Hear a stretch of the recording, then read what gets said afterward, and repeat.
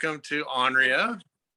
Sorry. And I'm glad that we're back on, although we have obviously had some technical difficulties, but that's what happens after 3 months or 4 months off from not doing those and trying to get back into it. But super happy to get back into the Andrea spirit and start having some great webinars. Obviously, we have 2 great speakers tonight, and I'm just going to, obviously, we're going to get a few more minutes for people to keep coming on after we had the difficulties here. So, but I just wanted to say thanks for everyone to come back to Andrea. I hope there's, well, we did have a whole bunch of new people sign up, some newbies. So thank you for all the old, not old people, but for all those that have been with us before that keep coming back. Really appreciate it. I'm glad that you're getting the value that you get month after month to keep coming back. And for all the newbies that signed up for their first one tonight, take notes. We have, like I said, 2 great speakers, 2 awesome topics. You guys are going to want to take notes throughout the entire thing, and just, we are recording it, so we will send it out to the people that are on tonight, but you're going to want to take notes and pay attention to what's being said. So welcome to everybody, and thank you for joining us tonight. Shawn, what a great intro. I think that was your first intro for Andrea ever. I know. And all it took was technical difficulties. I've got 0 Wi-Fi. I don't know what's going on your end, but that's good times. Well, here's the thing. So as people start joining, make sure you say hi in the comments, and make sure before you do comment, you'll be able to click and see, it'll say that you're responding to just panelists. You want to switch that to panelists and attendees, okay? Otherwise, it'll just be us that can see your comments. So make sure you do change that. Welcome, everyone. So we do have some technical difficulties. I'm so glad. Thank you so much to Elizabeth Kelly for running point on this and jumping in and taking care of business.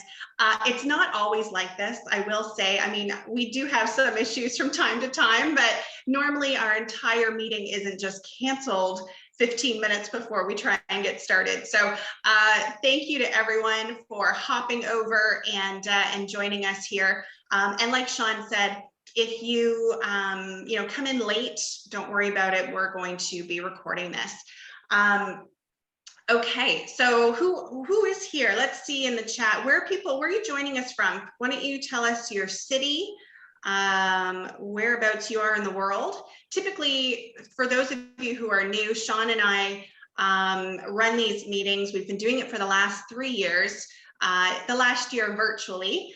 And typically we're sort of side by side here, but right now Shawn is back in Canada and I am in Florida. So we're doing it sort of distance, which is the magic of doing these virtually, right? It's nice that we can sort of be different places and still connect. So we have people joining us from London and Ottawa and Montreal, Burlington, Walkerton, fantastic, Mississauga, all over the place. Welcome everyone from Markham and more from Montreal. Awesome, guys. Thanks for taking time to be with us tonight. I noticed as people were registering for Andrea, I'm not sure, Shawn, you might have mentioned we had about 200 people register for tonight's meeting, maybe a little bit more. And I noticed that there were about half were either brand new, had never done a deal before. So you're in that learning stage, that information gathering stage. And also in that sort of half are people who are just maybe doing their very first deal. So welcome to you. So glad you're here.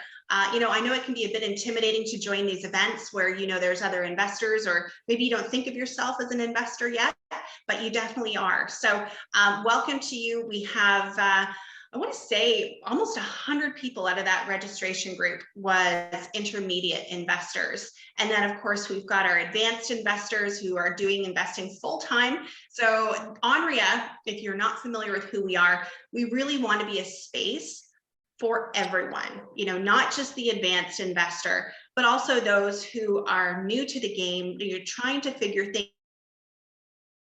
We want to help everyone, and really, there's no reason why we can't. Even as in full-time investors or advanced investors, you can learn so much, and it's just these little tidbits we can pick up here and there that can make a difference. So with that, I'm going to let you know. First, I want to introduce Corey. So Corey, if you want to wave and say hi. Corey helps us sort of on the back end of things during our events. So Corey, why don't you just take a minute and tell people about yourself? Sure. And what happened today is 100% not my fault. Okay. So investor from Sarnia, Ontario. I invest in Southwestern Ontario.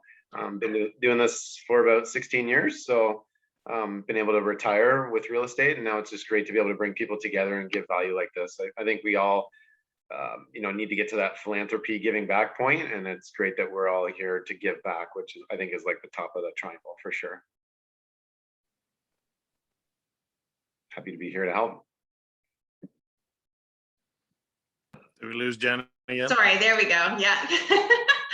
Thanks, Corey. Now, of course, most of you probably, if you've joined us before, you know who Shawn and I are.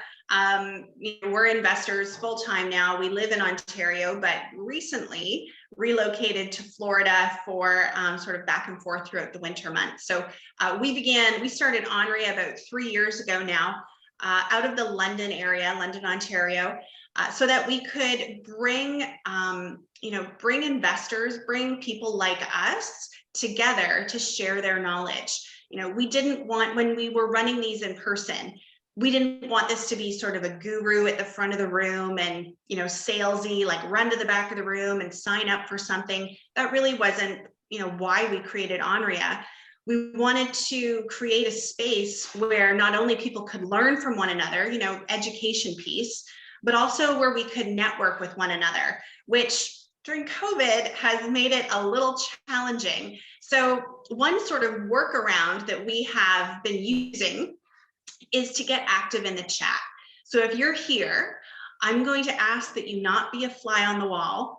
I want to see you get involved in the chat, okay? And even if that's just agreeing with a point, or if someone says something that's a real aha, put some emojis in the comments or something, some way to stay engaged. The other way that you can sort of connect with people is to pay attention to that chat. To the side here, you see where people are coming in from. Why don't you write down a few names? Maybe you see people close to you. This isn't to be creepy or anything, but you can always connect with people online, find them on Instagram or find them on Facebook. If people want to put their Instagram handle in the chat, go for it. Like, this is your opportunity to connect with people. So I'm just curious.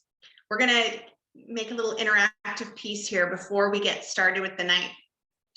If you are looking for a deal in Ontario, Southwestern Ontario, if you're looking for, Shawn's always looking for a deal, but if you're looking for a deal, put that in the chat. Say, looking for a deal right now. Tell us, is it a duplex? Is it a single family? Is it a student rental? Is it a multifamily? What are you looking for? Same thing if you're looking for cash. If you have a deal and you're looking for a money partner, which Shawn is, again, always looking for a money partner, then put that in the chat as well. So let's just see what people are looking for. And guys, pay attention to that chat. I want you to jot down names. If you've got cash and you're looking to park it somewhere, then start to jot down a few names here, okay? When you see people saying they've got deals and they're looking for money, and vice versa, okay? So that's a way that you can kind of sort of network a little bit with this platform. Fantastic. Okay. So we are going to get, as you guys keep going in the chat, I'm going to get started introducing our first set of guest speakers tonight. So we did something a bit different this time, and this is something I would like to continue doing every month, and it is doing an investor spotlight. And basically what I asked Jake and Paula and Shawn and I, we spent the last few days together here in Florida. And it was amazing. It's so great to connect with people. It's been so long. But I asked them to talk at tonight's event and basically just share their story. You know, people get into investing, real estate investing, for all different reasons. And they usually tie back to a central theme, which is wanting freedom, whether that be time freedom, money freedom, growing your wealth, and being able to do the things you want to do. So they're going to share how they got started, why they got started, what their backstory was, what strategies they got started with, and, what have been some of their wins, and maybe what have they learned along the way that they can share with us. So just to give you a little snippet, Jake and Paula, they are online known as Tartan Developments, and they're new to the game. They started in 2019, so just a couple years ago. They are former paramedics. They have 4 children, and within the past 2 years, they have both been able to retire from their previous careers and be able to work in real estate full time. So with that, I'm going to hand it over to them. Thank you so much for joining us tonight, and they're going to share their story. Awesome. Thank you. Thanks for having us. Yeah, thanks for having us on. We did a little slideshow, so we'll fire that up. And Paula made this, so it's my second time seeing it, so I'll struggle through here. All right. Do we have to share screen or anything? Or? Where is it? It's in here. Let's see here. Yeah. One sec here. All right. Can everyone see that? This is to keep us on track, so Thumbs we up, don't yeah. start blabbing. Yeah. So yeah, we're can you get that off the screen there? Sorry, just trying to get clear up the screen so I can don't see. know how to do that, so it's fine. Can't see the whole screen anyways. Yeah, so Jake and Paula, we're married. As mentioned, we have 4 kids. And we're retired from our day jobs, but working full-time in our business. The reason we got into real estate, there's kind of 2 reasons. So we really didn't like our job. We struggled physically and emotionally with that job, and just needed an out. And we had a really big interest in real estate, and that's kind of where our path led us. So yeah, Paula's been out for. I went on maternity leave in 2019 and never went back. So Yep, and I've been out since August, so just a couple months, but it's been great so far. one of the major things that we've noticed is both sleeping in our own bed every night. It's been really nice. I've had it for a couple of years, but it's really nice for Jake. So all right, so our business, it's kind of evolved, but it has, as it stands now, so Paul and I, our responsibilities are finding deals, whether that be off-market marketing, connecting with wholesalers, referrals. So we have had a couple deals brought to us just because people know that we're looking to buy, and we have bought some off MLS as well. Our other responsibilities are to raise money. So everything we do, I think we'll touch on this more, we use pretty much exclusively private money. So the way we've done that, we've done webinars on investing in your Rrsps. We did a challenge called the 500K challenge, which was through Bill Allen at 7 Figure Flipping. And that was kind of like a daily social media thing that you'd have to do. And there was also some learning material, and that was really good. And then things that we were taught was have a good social media presence. Just kind of builds your reputation and yeah. So our RSP webinar, we actually had a lot of help from Elizabeth, and we targeted this towards paramedics. Basically, we were just doing it as like an education piece. We wanted to teach people that there's more to just relying on your pension. I think a lot of people get, wrapped up in, like, even when we were leaving our jobs, like, you're leaving a pension and you're leaving benefits, and like, how could you do that? So basically, we just wanted to teach people, like, you can do more with your money, make more, and have a little bit more freedom. And that has come back to us. So we've had quite a few paramedics now invest with us, which is awesome. Yep. And then, so obviously when we first started, it was just Paul and I doing kind of everything.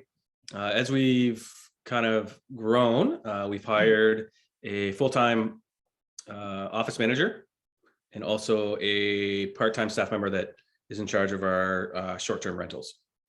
And then we are currently hiring a full-time project manager for some of the flips and new construction projects that we have on the go. Just trying to get more of that freedom, like time freedom. Yeah, for sure. Like it's we're just trying to get all that stuff organized and have more time to grow our business, as opposed to kind of what we did today, which was running around grabbing toilets and it's just stuff like that. All right, so our current portfolio, and we never really set out to acquire like rental properties. It just kind of, I think we just kind of happened upon it. And as I mentioned, I didn't make these slides, so I'll just mention this. This might be ahead, but so in order to get out of our jobs, we kind of needed to replace our income, right? And the best way for us to do that was through an active strategy, as opposed to like cash flow on rentals. So we decided to go that route and build a business around flipping and now new construction homes, which we'll get into. But our current portfolio, of which is in various stages of completion and renovation. But when it's all done, which should be in about 6 months, we'll have 24 doors.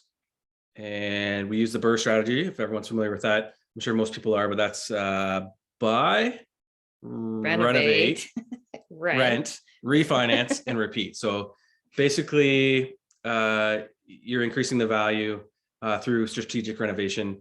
And then on refinance, you're pulling out as much of your initial capital and renovation money as you can. So the goal there is to kind of have a property that you have the least amount of money into, if that makes sense. Yeah, and I did put a couple scenarios in here to show like a successful BRRRR that we did. So ways that we add value, we look to take a single family home and convert it to a duplex, which is very popular. It's getting trickier to do in terms of numbers, but you can still find some good deals and still make it work depending on your strategy and your goals. Duplex to triplex. So that middle picture is duplex. That's just a rendering. It's almost looking like that now. It's pretty like close, so yeah. close. But yeah, so that was a duplex that we converted to a triplex. So the reason we did that is that it was zoned for 3 units and we just took full advantage. So we ended up splitting the main floor into 2 1-bedroom units, and then we have a 3-bedroom unit upstairs. Oh, I'm giving Paula the slow down thing. Sorry. So and then that top picture, it was like our crown jewel, I would say. That was an office building that we got driving for dollars. So our kids, when they were really little, would not nap except for in the car. So I would put them in the car and I would drive around and I would basically just be talking to the notes in my phone, recording addresses. And I saw 2 meters on this property and like, it's beautiful. And I just like, I love old buildings. So I put it on my list and we sent them a postcard. And we were actually in the lawyer's office signing another deal and he called Jake and it was an office and he was like, the timing was right. He was looking to sell. So zoning happened to allow for 4 units. So we bought it. We ended up getting a 90% VTB at 4.5% for a year. So we can do the conversion within the year and then refinance. So other things we look for is we look for multifamily zoning. We really do hone in on zoning maps and try to find opportunity. A single family home you can convert to, a triplex or a fourplex in London. If you get, R3 zoning, it's either a triplex or a fourplex. But one thing you do have to keep in mind is that just because it's zoned for that doesn't mean that it's allowed. There's frontage criteria, lot size criteria. There's a lot of other criteria. So you just really keep an eye, just because you see a listing or you see something that's, R3, allows for a fourplex, it may not and generally doesn't in the city of London. So yeah, not to get into too much on the zoning, but zoning is huge. There's definitely opportunity in unique zonings.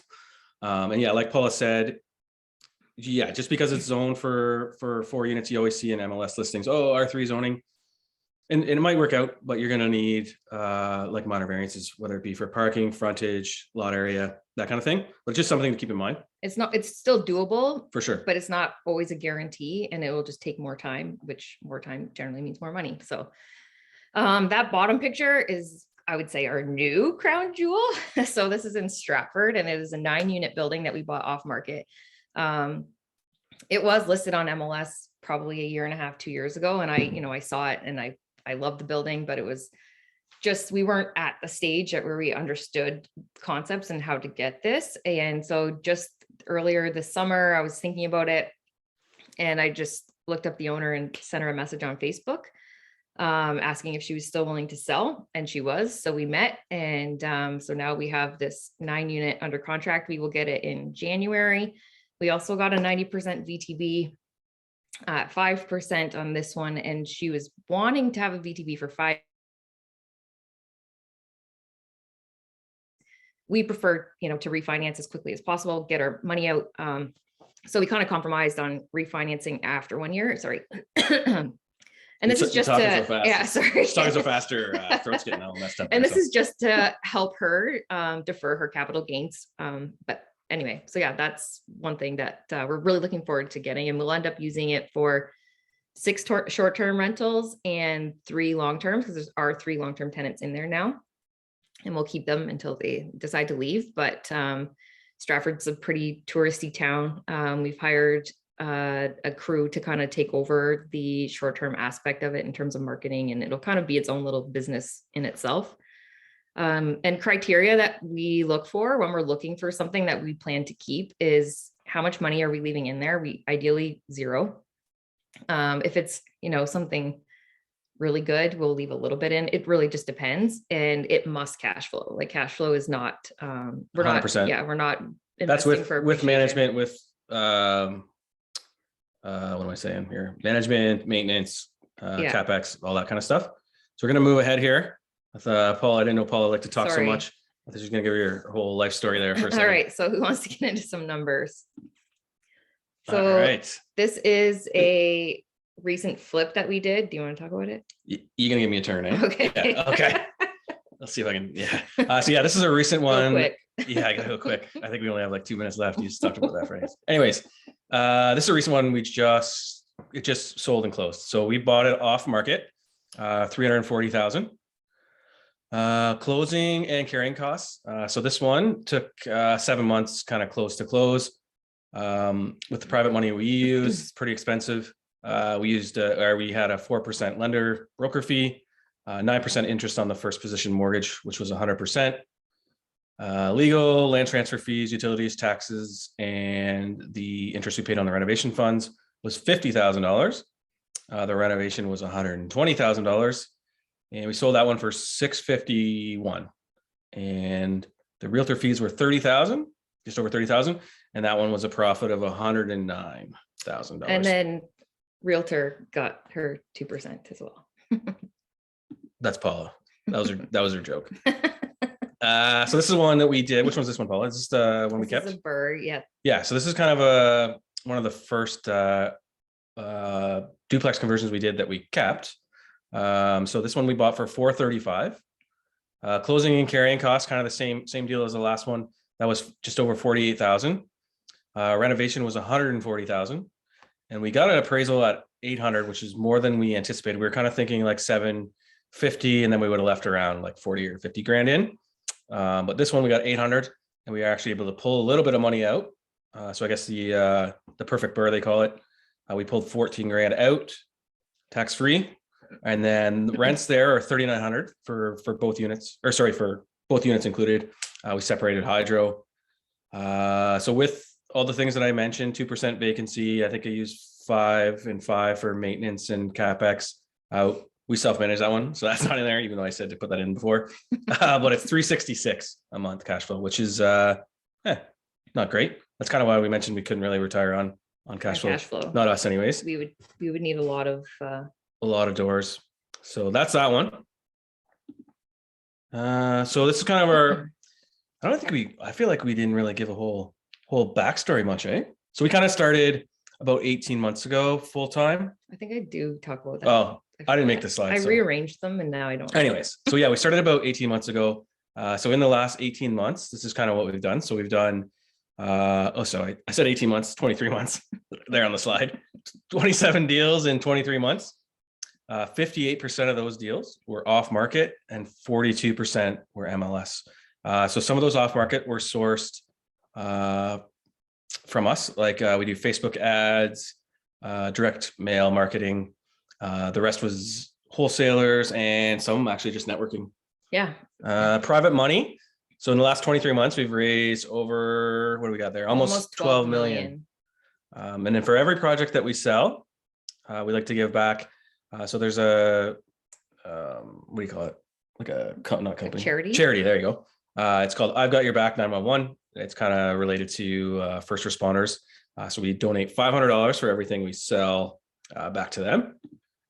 And then, so I'm just reading these slides for maybe the first or second time. So this is how we left our jobs in under 2 years. And I'm gonna give Paula another chance to speak here. Hopefully she slows it down and doesn't go too far back in history here. So really, the biggest factor for us was hiring a coach. 100%. We wouldn't be where we are now without the coaches that we've hired. Yeah. I'd like to think that. Thought it was my turn. Oh yeah. Paul wants, yeah. Okay. Well, it's true. We invested in a coach right off the hop. We could have, watched, YouTube videos and read books, and we could have done all that for who knows how long. But it was hiring a coach that really pushed us. I think making the financial commitment was one thing where it was like, okay, we've just spent, like all this money, we need to get it back. And then it also gave us a huge confidence boost and really mindset for us. We always say like coaching is 90% mindset, 10% nuts and bolts. And that's exactly it. So we started with Stefan Arnio. He unfortunately passed away in May of 2020. And then we were lucky enough to continue on with Razna of Black Card as well. And we went a full year with Razna. So we owe Razna a ton. She helped us immensely grow our business to where it is today. In September, we started with Elizabeth Kelly, and you'll hear her later today. We're still coaching with Elizabeth. Elizabeth has been monumental in getting our business on track. I don't even know where we would be without Elizabeth. Like, we feel like we've got things under control. We have systems, we have processes, and yeah, we're ticking along pretty well. And then we actually just hired a coach. We've had one session, and Elizabeth actually kind of put us in touch with him. It's Bruce Firestone. So he's helping us with our small scale development. And so far, so good. It's been awesome. And how are we doing for time? I don't even know what I'm doing on this Zoom thing, but are we good for time? You're good. You're totally good. Yeah. Okay, sweet. Yeah, we're almost done here. Great. It's a great presentation, I'm sure. All right. So in order to quit our jobs, we needed, I kind of mentioned it before, we wanted like a sustainable, scalable business to replace our income. And how we did that was through flips. And now we're moving towards new construction, single family homes.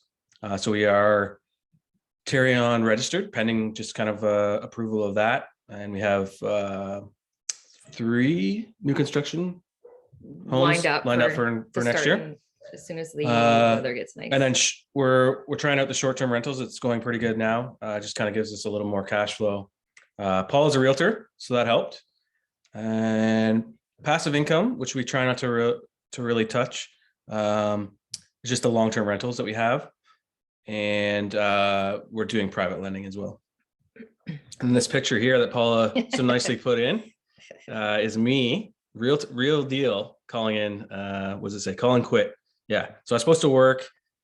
Little story. We were waiting for a refinance, which relied on my job. So we were just waiting for that. And then I knew I was going to quit. And we got a call from our lawyer at like 4 p.m. saying everything closed. I was supposed to work that night, actually all weekend. And I called in that night and resigned. So that's pretty cool. All right. So what's next for us? Our motto for 2022, less is more. So we're trying to do higher profit margin projects and less of them, as opposed to, so initially we would do anything kind of like 40 to 50K profit. I'd be like, yeah, let's do it. Now we're looking at a minimum of 100K profit. And then, like I said before, we're trying to move our business towards new construction homes. on the, I guess it's the right there, you'll see that's a rendering of a house we're building in Stratford. And then we're also I didn't follow the slide, so I'm off back. I'm off pace here. Hold on a sec. And then, so yeah, we're going to do 4 to 5 new construction homes for 2022. That's our goal. We already have 3 lined up. 5 to 10 flips, but like I said, it's got to have a minimum of 100K profit.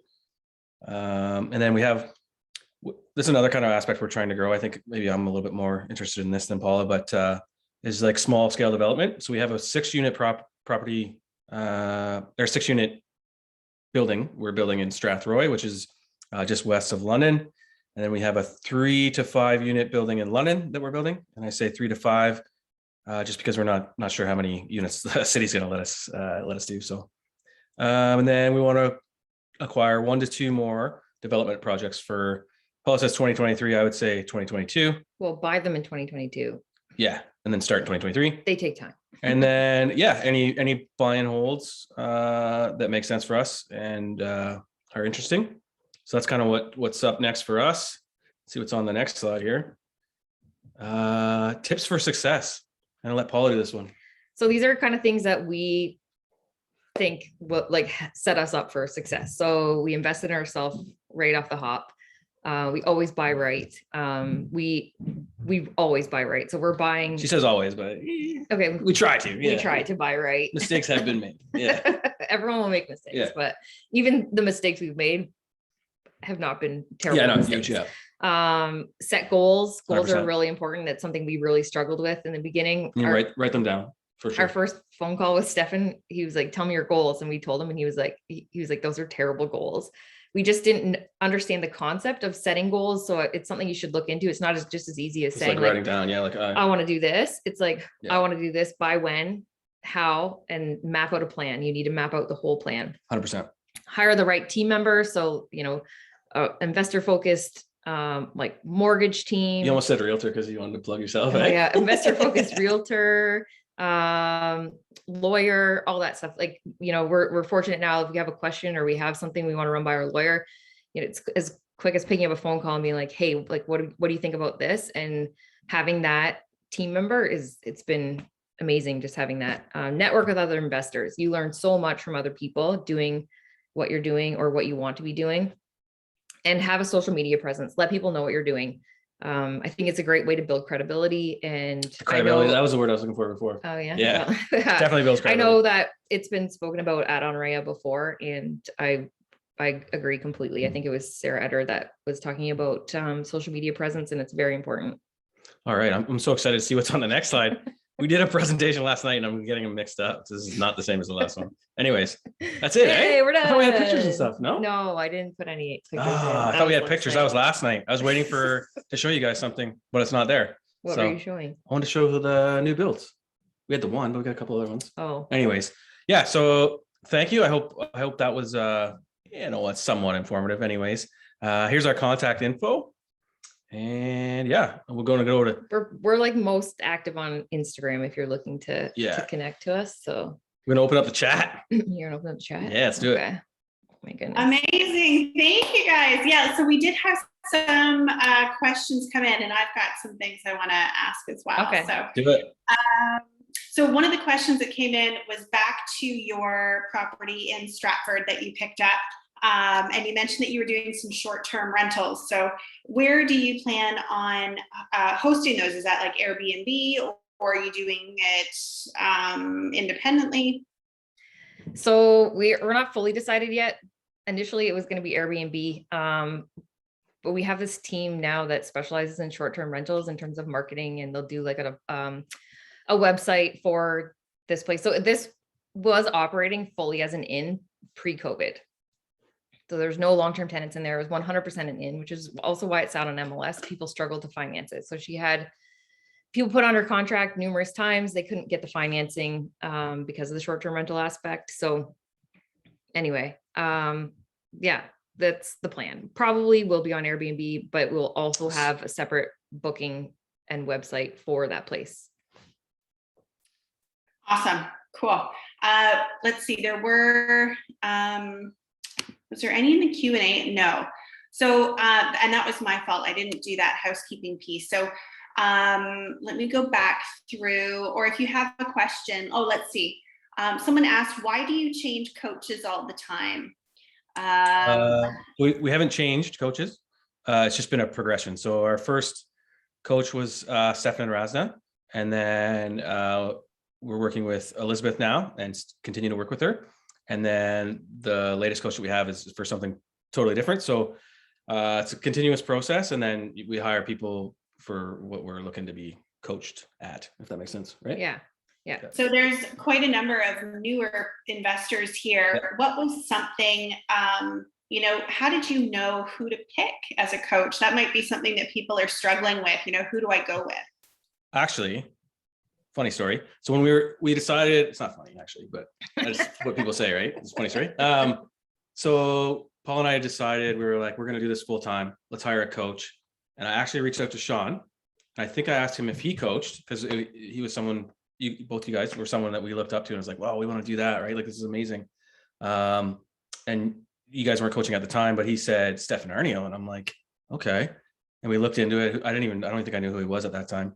And then as we got looking, we're like, oh my God, like, he's just like all these people, like Corey coached with Stefan, you guys coached with Stefan. There's a whole bunch of people that coach with Stefan. And I was like, okay, if we're going to do this, let's do this. Right. And I liked what he had to offer, and so did Paula. So we decided to go with him.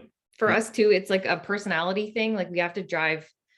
I don't want to feel like I have to, you know, pretend to, or like, you know, hide my true self. We want to be authentic, and that's pretty important to us. So we like that he was like, no bullshit, right? Yeah. Like, and then for Elizabeth, I think we found her on Andrew Hines. Podcast.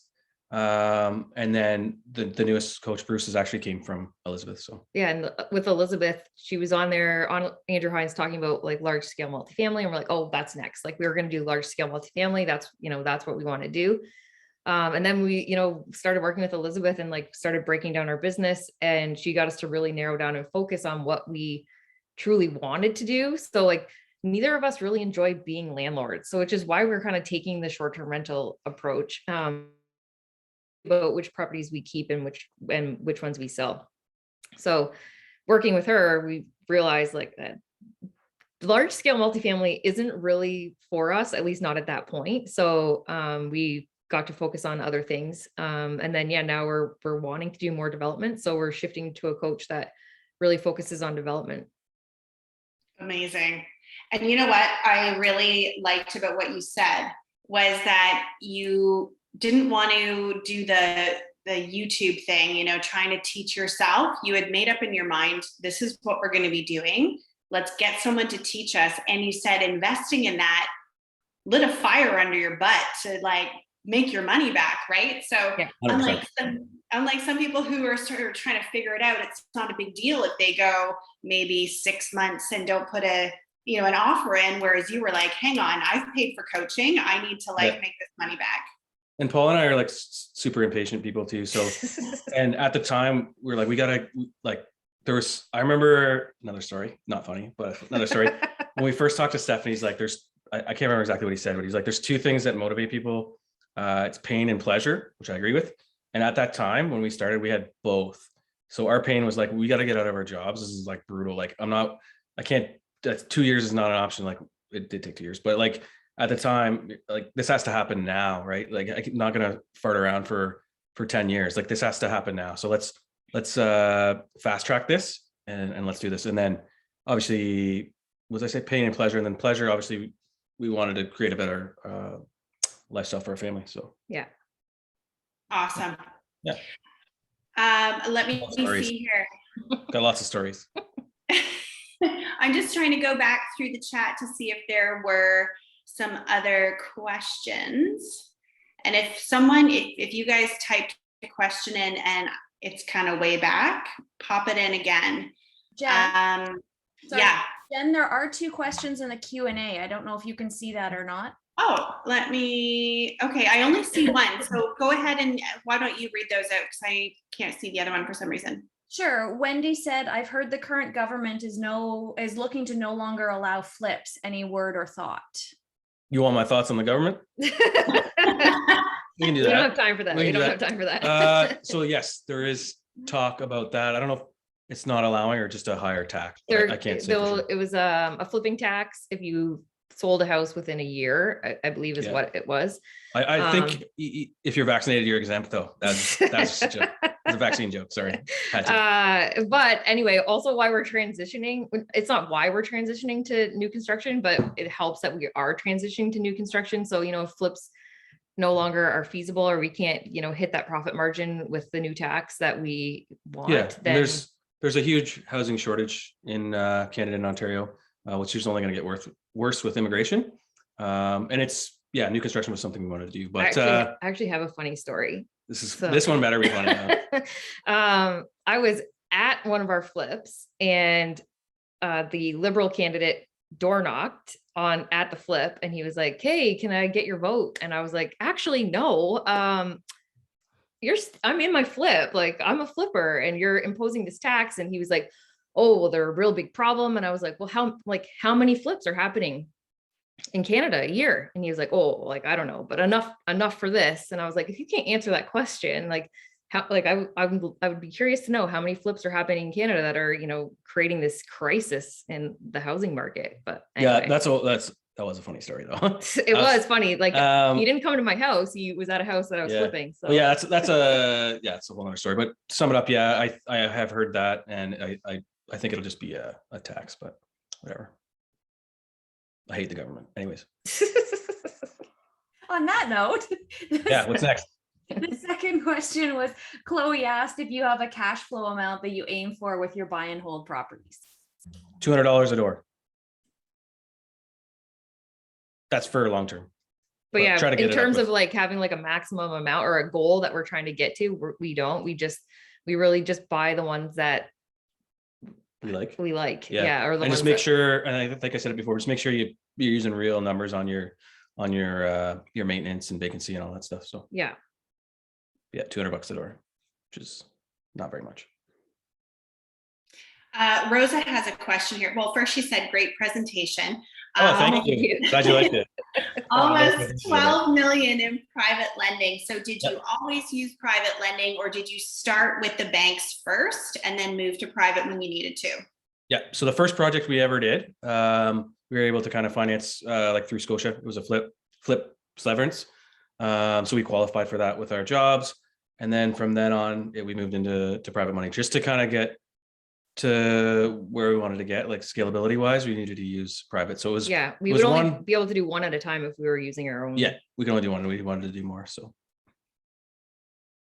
awesome. And that's a great point. If you are thinking of leaving your job, you should get as much money as you can. Pull out those lines of credits and make use of the banks while you can, because once you leave your job, it gets a lot more challenging.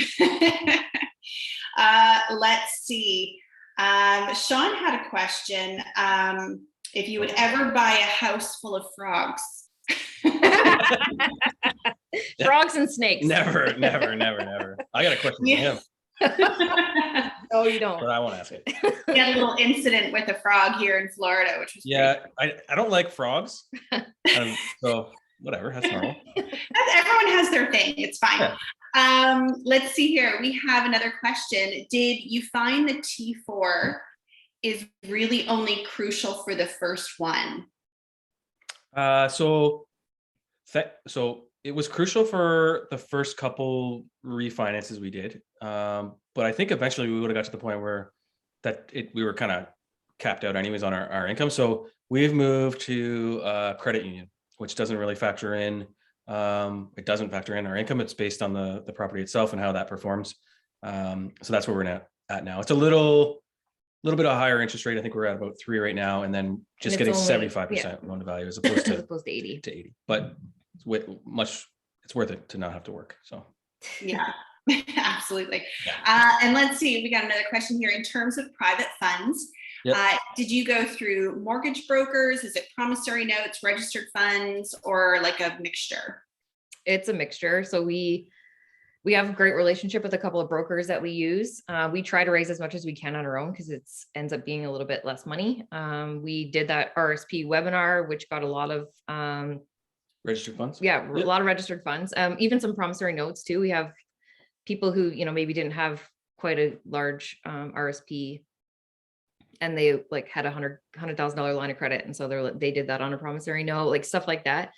Yeah, it's just we a mix. yeah, we really do Brokers- try to raise as much as we can on our own. And I think a lot of people find that intimidating and scary, which it is at first, but once you do it and you like, I feel like once you do it once, I was like, whoa, that was awesome. Like that was fun. Yeah. Like let's And I do think- it again. I think as you get more confidence, I think it gets a little bit easier. When we first started, it was like, you feel like you're like almost begging or asking for the money, but whereas now we have the confidence in ourselves and the projects that we have that we're actually providing a service for the people that are letting us the money. So, Yeah. And we're also lenders now. So we understand it from the other side. And like, we're, you know, like if we have money, we don't want it sitting, we want it out. So it kind of shifted our mindset from thinking like, oh, I need this, like you're helping me, to being like, no, like we are actually helping you. So I totally get that. Yeah.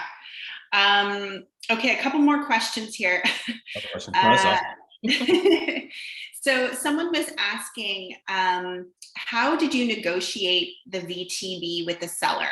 I don't know if that was talking about one specific deal or if that's like an in general question. oh, I just asked for them because the worst you can get is no. So and I always try to frame it in a way that helps them as well. And I think in both times that we've had other times, but these two times that we spoke about today that we got VTBs, that one was like, he's like a wealthy businessman. It was like not a big deal to use private, like to the private money concept wasn't a big deal.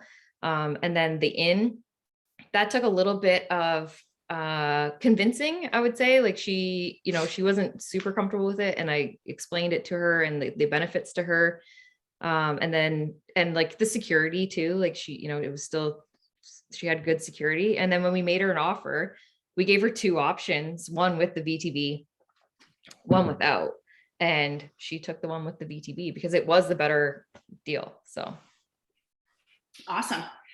Let's see, we got another one here. So this is from Tyler. Oh, Tyler, hello. I was talking to you earlier today. If you had a house that was worth $500,000 after repair and you only owed $260 on it and getting $2,800 a month plus utilities per month, would you sell it and take the money or keep the cash flow? It sounds like a very specific. Like a spreadsheet, that one. I know. You can email us. We'll email us. If you have a question, Yeah. Why don't you? your opinion. Yeah. How about that? That's a little bit much. But you were talking about cash flow and how you sort of were deciding what to do with, like, you can't retire on cash flow, right? So, Well, you I know said some this people one. have. Yeah, for the properties that we were looking to buy, it was in the market that we're in. It wasn't a realistic option for us to retire off cash flow Quickly. quick. I mean, yeah, even like And we spend a lot of money. So We Yeah. need a lot. So it gotta would take us. feed those kids, you know.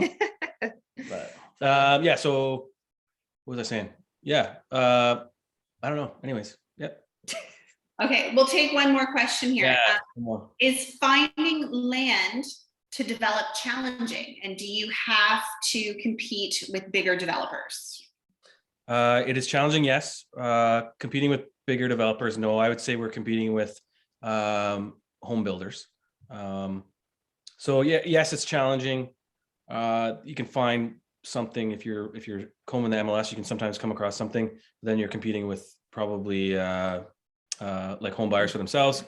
So we have like a database of properties that we've kind of hand selected for different criteria, whether it be size, like lot size plus zoning, that sort of thing that we do direct mail marketing to. So yes, it's challenging, to answer your question.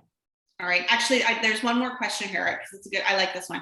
Not that I didn't like the other ones, but aside from the VTB, how are you able to hold properties since you've both left your jobs in the past 2 years? So during renovation, we're using private funds, so it doesn't matter for income.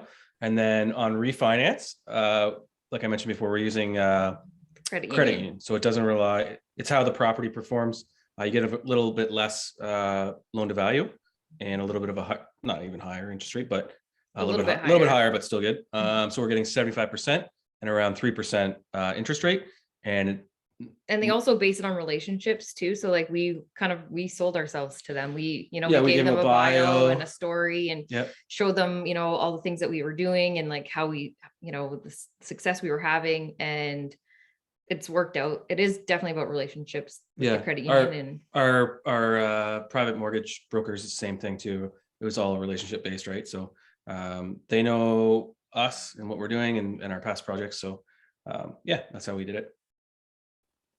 Fantastic. Well, thank you guys so much for joining us tonight and for sharing your story and going into detail on some of your deals. It's always great to sort of get a peek behind the curtain. When people see you at Onria, they see you at different things, they see your online ads, they know that you are investors. It's nice to see sort of what kind of deals you're doing, how you got there. There's a lot of newer people who, this is their goal, is what you guys are living. And you were able to do it in 2 years. So it's really fantastic to see that all the things that you've been done and willing to share with us. So thank you so much.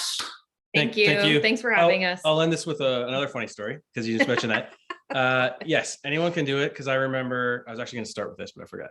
So Paul and I remember going to Onria. Paul and I, first time. I don't know if we'd done one deal, maybe or something like that. And I was like, oh man, like we were in awe of everyone. We just sat there at our table. So take action, get educated, and 2 years from now you can be doing. I want to say it was like November, maybe October, November 2019 was the first time you went to Onria. Yeah. So yeah. So thanks for having us on. I really appreciate it. It was actually quite a big honor. So I hope everyone enjoyed the presentation. Absolutely. And this is your date night. This is this is date night. Yeah, we're at an Airbnb. I got a bottle of wine I brought with me. Not touching it. Gonna crush that. Yeah, Paula's. Yeah, you guys know. I guess Shawn and Jenn know what's up. Paula's gonna chug that and maybe another one and then sleep for a couple days. So. That's hilarious. Well, thank you guys. Enjoy the rest of your night. And again, thank you guys for speaking and spending your evening. Thank you very much. Thank you. All right, so we are going to move along here. Let me just see here. Can everyone, who can you see? They're still not sharing a screen, right? No. Can everyone see me? Yes, we see the gallery. We see the 5 different screens. Excellent, perfect. So if you haven't been active in the chat yet, guys, make sure you do get in there. I saw a couple people drop their Instagram handles. One person mentioned he was looking for deals in Peterborough, I think. So keep getting in there. And like I said, make note, like jot down a few names of people that you don't know and reach out to them on Facebook. Find these people. Again, don't be creepy, but just be like, hey, I saw you or in attending Onria, I'd love to connect and get to know each other, because like Paula and Jake just said, real estate investing is a people business. And the more people who know you and know what you're trying to do, the better it is for you. And it could be for them. They might have money that they're looking to park somewhere. So the more that you can talk to each other and grow your network, the better. Corey, you're a great proponent of this. How many contacts do you have now on your phone? It always blows me away when you're like, guys, network, look at how many people I have. Yeah, real estate investing, it really is a contact sport. I remember one of probably the last Onurias that we were able to do in person. I just said, open up your iPhone, go to your contact page, and then scroll down to the bottom and it'll show you, if you have an iPhone, how many contacts you have. I think it was 4,200 or something like that. So I've obviously been collecting contacts for over 20 years, but when I saw some of the millennials, they're like, I have 78. I'm like, well, there's an opportunity for you to have more contacts there, right? So, and it's about relationships. It's about remembering things about people, making notes, and being able to stay in touch over a long period of time. Absolutely. So I see people are popping into the chat, giving their Instagram handles and that sort of thing. Fantastic. Okay, so Let me see here. What else I want to tell you before I introduce our next speaker here. There we go. Shawn, where's Shawn? Is he still on here? I know his internet was a little sketchy. Maybe he stepped away for a minute. But to let everyone know, something that I'm going to share, shameless plug, is that Shawn and I wrote a book. Earlier this year, we released it about a month ago. It became an Amazon bestseller, and the name of it is called Investing for Freedom. So if you are interested in, reading that, and it's all short stories, it's nothing heavy. But if you're looking to hear a bit of our story, then you can head on over to Amazon and pick that up. I think it's like $14.99 or something. But there's some additional motivation for you. Oh, look at that! Corey's got his book. Oh, fantastic! Did it just arrive? Yeah, I just ordered it on the weekend. Nice, fantastic. Well, thanks. All right, so we are going to move into our next speaker. And if you guys don't have a pen and paper handy, I would suggest you grab a notebook, because you're going to want to make some notes. Close off all the other tabs you have open. You're going to want to pay attention here. Last year, Elizabeth Kelly, actually, I think it was this time last year, wasn't it, Elizabeth? Elizabeth joined us and shared a whopper of a presentation. She is so full of knowledge, and tonight she's going to share more information on creative financing and negotiating the deal. Whether you are new as an investor or you've been in the game for a while, these are skills that you need all the way through your investing career. So to give you a little snapshot, Elizabeth has been a real estate investor now for, I believe, 15 years. She is specializing in the multifamily and rent to own space. She's the leading provider of housing in Kirkland Lake, way up in Kirkland Lake. And she also owns, along with her husband, a property management company. In addition, she does, as we know, coaching and consulting, and has worked with a lot of investors like Jake and Paula, who have been able to elevate their investing game by working with her. So we have definitely gone to the right source here to learn a lot more, and hopefully we can apply this, because again, ONRIA is not just about learning and networking, it's about taking action. So with that, I am going to leave it to Elizabeth Kelly. Thank you so much for joining us tonight. Thank you so much, Jen. Really appreciate it. It's quite an honor to be here, especially to come back for a second year. I appreciate it very much. Thank you so much to all of you who have given us your evening, and it's great to see all of you here. It's been quite an adventure the last 18 months. I'm sure a lot of you have found at times it's been somewhat challenging. So good for you for getting out there and continuing to take action. And I have a presentation I'm going to share with you, and just give me 1 second here. There we go. Bear with me here. I don't have a fancy Mac like Paula and Jake, so it's a little bit different. But this evening, Jen, I gave Jen a list of topics, and I said, tell me what you think your members would like to hear the most. And she came back and she said, I want creative financing and negotiations. And I was like, fantastic. And how do I put that together in a presentation that people will end up with some good tangibles? So Jake and Paula, thank you so much for the kind words earlier. It's really been an honor to work with you over the past year, and I'm so excited to see what you're going to accomplish in the coming years. And you did a great job teeing this up, because what I think will be beneficial for everybody is to talk tonight about how negotiating like a superstar leads to creative financing. So I have a little disclaimer that I always give. So I say I'm not an accountant, lawyer, or other professional. My information is strictly from experience. Please seek professional advice when needed. I absolutely believe in the value of hiring the professionals who know what you don't know to share that information with you and make sure that you're setting yourself up for success when you're starting out on your journey in real estate. So I really like to make presentations interactive because I know now, it's after 8 o'clock at night, kids might be, asking for some time. Maybe we've had a couple of glasses of wine, whatever it is. I like to make my presentations as interactive as possible. So I have a question for you, and I will ask questions throughout the presentation. If you guys don't mind, type your answers in the chat box. If you have a question that specifically pertains to the presentation, if you wouldn't mind doing me a favor and just put it in the Q&A box, and I'm more than happy to answer any questions as we sort of work our way through the information. But my first question for everyone attending is, what is creative financing? So based on your knowledge, your information, what is creative financing to you? And people are thinking.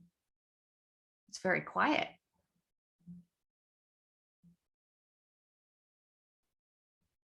Okay, so Tayler says it's getting money from private lenders. Okay, perfect. Jenn says non-bank, non-credit union financing, getting funds from different sources. I'm not sure if I put the chat on here, if you guys can see that or not. When you put little of your own money or none of your own money. Okay, good. Funding a deal away from conventional sources, good. Finding a way to make a win-win for both buyer and seller. Love that one, Corey. Using life insurance, Nikki, that's a great example of creative financing. So I think sometimes it's easier to talk about what isn't creative financing. So it's really clear, this is our typical residential deal. So traditional financing from a bank or a credit union at 80%, cash at 20%. Now, the awesome thing is that means creative financing is basically anything else. So it really comes down to how creative do we want to be, and are we listening to the cues in order to figure out how to put together creative financing for each particular deal. So when we talk about creative financing, we talked about private lending. Joint venture partners would be considered a form of creative financing. Vendor takebacks, VTB, seller financing, forgivable loans. We can do sliding scale payments. We can do strategic closing dates. We can do alternative valuations. And this is one of the tools that Jake and Paula utilize so effectively, where they're buying properties well under market value, and then they're having people lend funds based on what the fair market value is through private lending. So they're able to do 100% loan to purchase price because they're buying for, 100% loan to fair market value because their purchase price is so much lower. So there's a lot of different ways that we can be creative. Anything else that anybody is familiar with here? Anything that's not included that people can think of?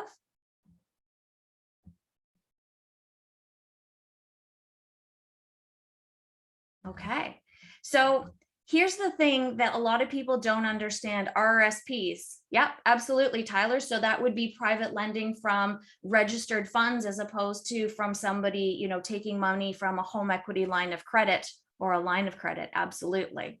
So here's the thing that a lot of people don't realize about creative financing is you can learn the strategy and what it means, and you can get a clause, but none of that matters if you can't build a relationship with the person that you are negotiating with in order to set up that financing.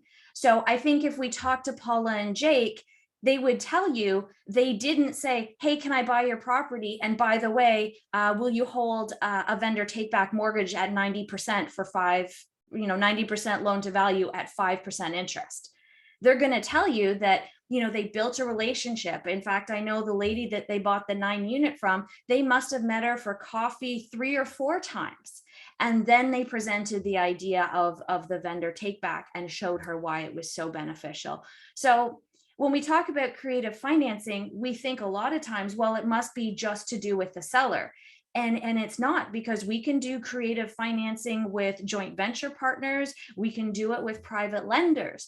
I have a lot of coaching clients who say, well, how much can I borrow money for? And what rates am I going to be charged? And the answer is that depends on your ability to negotiate and to help people understand how you're providing value for them when you're borrowing their money. So anybody can learn creative financing strategies, but your effectiveness as a negotiator is going to be what will determine how receptive people are to your request. So there's some qualities that I want to share with you that we may or may not be familiar with the idea of people who are exceptional negotiators. And one of the things that I like to do is I like to come back to lists like this. When I'm entering into, or when I'm about to start a negotiation, I think about what are the qualities that I want to exemplify? Who do I want to be? I want to set the intention before every meeting that I do. And this is one of the areas where I think sometimes as newer investors, we might struggle, is we might think, I have to take action. I have to take action. I have to buy a property. I have to do this. Look at Facebook. All these other people are doing all these things. And, what am I doing? I haven't bought a property this week. And it can be really helpful to let go of some of that pressure and say, I want to be strategic about this. So I'm going to focus on what's in front of me right now, and I'm going to set the intention for what I want to happen during this meeting. So then you think about, okay, what do I want the intention? And then who do I want to be when I show up to this negotiation? So the first thing we want to be is we want to be fantastic listeners. And I'm sure you guys have heard the whole, you've got one mouth and two ears, and you should, listen twice as much as you speak. I really think the majority of the time, like 75% of the time, we should be listening to what other people are saying, because what people are saying gives us the information that we need to be able to figure out what is the challenge they're having and what is a solution that would be viable for them. It also means that people love working with you. People will come back to you again and again. People will refer you to friends and family members because they just love working with you, because they felt heard, they felt respected, and because they felt like you offered amazing solutions for their particular challenge. So you want to be knowledgeable. And that doesn't mean, especially when you're starting out, that you have to know more than anybody else in the room and that you have to be the big shot. Sometimes what it means is being willing to say, you know what, that's a fantastic question. I want to make sure I get you the right answer to that. So let me go and do a little bit of research, and I'll circle back with you, within 24, 48 hours, and I'm going to get you the right answer to that question that you just asked. We also want to focus on being creative problem solvers. And that's really what we are. I mean, people talk about we're investors and we're this and we're that, but really, if you look at the best investors, we're just problem solvers. I mean, you look at Paula and Jake and the deals that they've done. What have they done? They have found someone who has a problem, and they figured out how they can solve that issue or that challenge. And that's why people want to work with them. And it's about being creative about it. You can have lawyers write any agreement into a contract. So don't worry about, does my clause say this, and do I have this done correctly? Think about the conversation that needs to happen and the solutions that you can offer, and you can figure out the rest of the details later when you have reached an agreement with another party. Make sure that you're reliable. So when I talk to wholesalers, one of the biggest challenges they have is they'll negotiate with people, or they'll try and put deals together with people, but they'll find out that sometimes they can't close. So again, it comes back to making sure that we're strategic. Can I close on this? Do I have my funds lined up?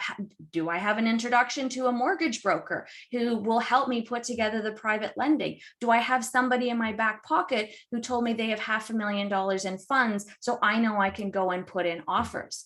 Make sure you're being strategic about the order that you're doing things so that you have the freedom to offer shorter closing dates. Be able to offer, say, you know what, I understand you're looking for, $450,000. If I I can close in 21 days, would you take 425 instead? And make sure you're respectful of people's privacy. It can be very challenging in this sort of technology world and the social media world where we talk about, this and that, and we have to be careful to respect that, a lot of times, especially when we're dealing directly with sellers or, when we're talking to people who have high net worth, they might be very private about the type of information that they're sharing with you. And you want them to feel comfortable and confident that you're going to be respectful of that. And when you show, discretion in terms of the information you share with other people and what needs to get out there, then people are going to trust you more.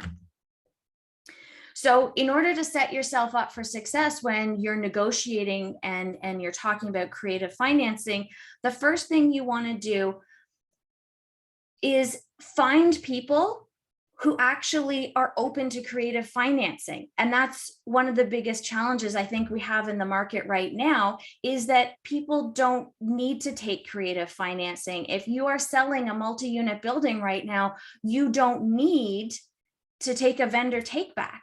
So if someone is interested in doing that, you want to make sure you understand their situation and how it might be beneficial for them. So the first thing we want to do is talk to people. And I say, without being obnoxious, you don't want to be the person at the family get-togethers that people are like, oh, you know what, Bob's coming to the get together. Geez, stay away from him. He never shuts up about real estate. Like, you got to have some other things going on in your life too, but don't be shy about telling people, hey, I'm a real estate investor. These are the type of opportunities I'm looking for. And, if someone brings me an opportunity, they get paid too. So make sure people know and understand what it is you do, what type of properties you're looking for, so that they can bring you opportunities.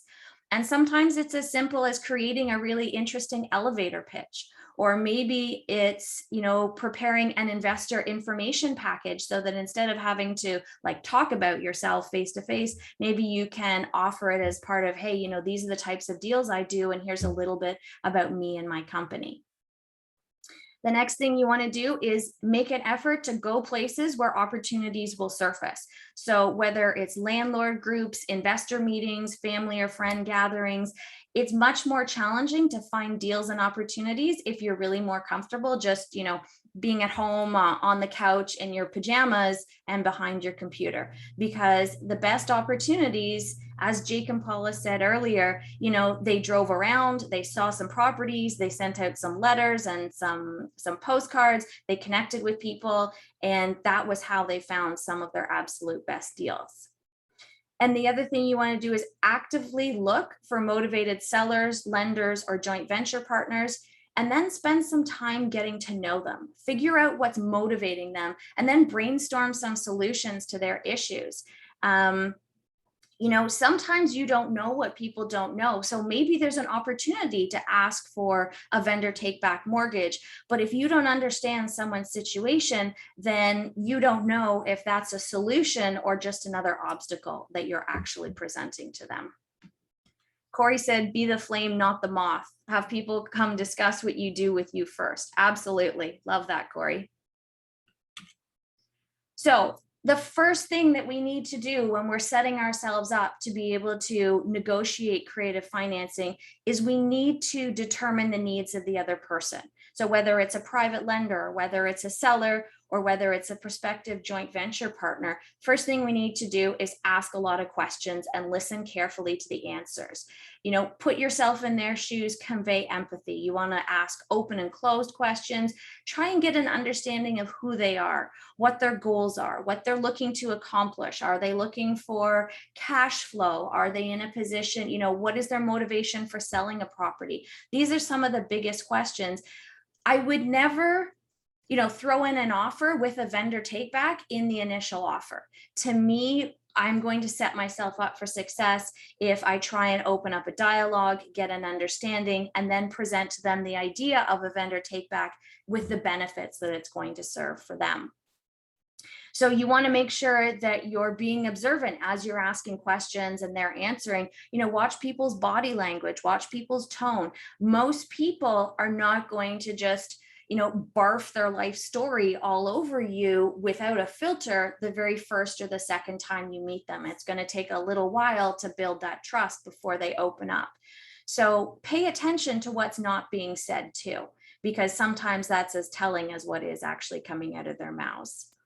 And then make sure you use your resources and your power team to help you gather information to construct a likely scenario and solutions based on what your understanding of the situation is. And we're actually going to go through a scenario in just a few slides so that we can sort of put some context on the framework that we're talking about right now. How's everybody doing? Everybody following me so far? We good? So far, so good.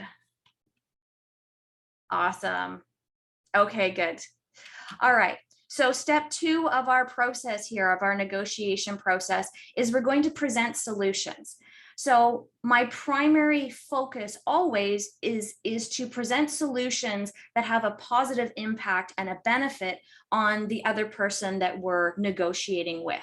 And we may have to go so far as to say, listen, so this is what I understand from you is that, you're selling the property, you'd like to retire, you enjoyed being a landlord, but, you'd like to be able to go and spend more time in Florida. And you've done such a great job taking care of the building and the property. You're looking for someone who's going to continue in that tradition. And but you'd like your funds out to be able to fund your retirement. This was your long-term goal. So then you can talk about a vendor take back and, hey, listen, you know what? You can defer your capital gains with a vendor take back. It'll give you an opportunity to continue to generate income. I can offer you a higher purchase price. There's all these benefits that come from the vendor take back strategy.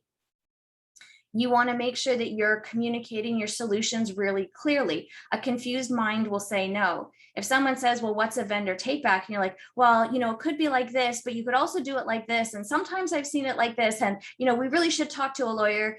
A confused mind will say no. So spend some time if you need to in advance rehearsing, in 1 or 2 sentences, what is a vendor take back mortgage and how is it going to benefit them? And as you heard Jake and Paula say earlier, anytime when I'm looking for something or I'm in a negotiation, I always present more than one option for people to choose from.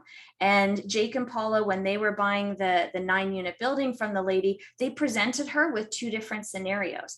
So if it's really binary, if it's black or white, people will have a greater likelihood to say no. But if you offer them 2 or 3 different options, they are more likely to really sink in and spend some time looking at them, comparing and contrasting them, and figuring out which of the options you presented is actually going to meet their needs best.